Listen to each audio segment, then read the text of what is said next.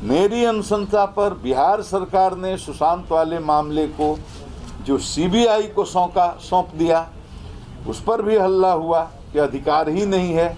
माननीय सर्वोच्च न्यायालय ने अपने वर्डिक्ट में ये भी इस्टेब्लिश कर दिया कि जो भी बिहार सरकार ने ये काम किया सर्वोच्च सीबीआई को केस सौंपने का, उसमें कुछ भी गैर कानूनी नहीं था। हमारे अधिकारियों के साथ बेइज्जती हुई, उसके बाद मैंने हंगामा शुरू किया। हमारे अफसर को क्वारंटीन किया गया, उसके बाद मैंने हंगामा प्रोटेस्ट करना शुरू किया। उसमें कुछ भी गलत नहीं था, क्योंकि माननीय सर्वोच्च न्यायालय ने खुद कहा कि जिस तरह से पटना के एक वरीय पुलिस पदाधिकारी को क्वारंटीन किया गया है वो गलत है।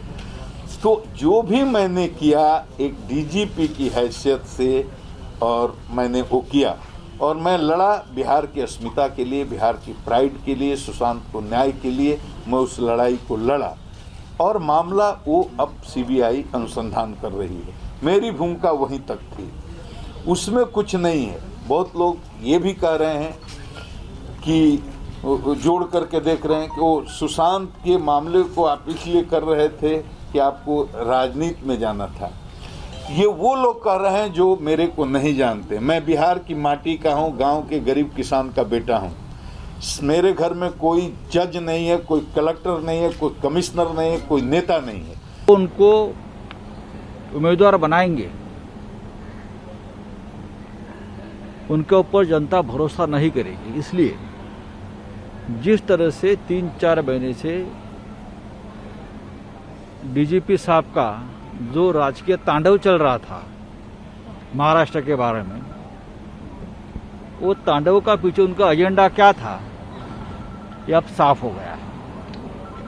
देखो, एक वर्दी पहनने वाला आदमी निपक्ष होना चाहिए।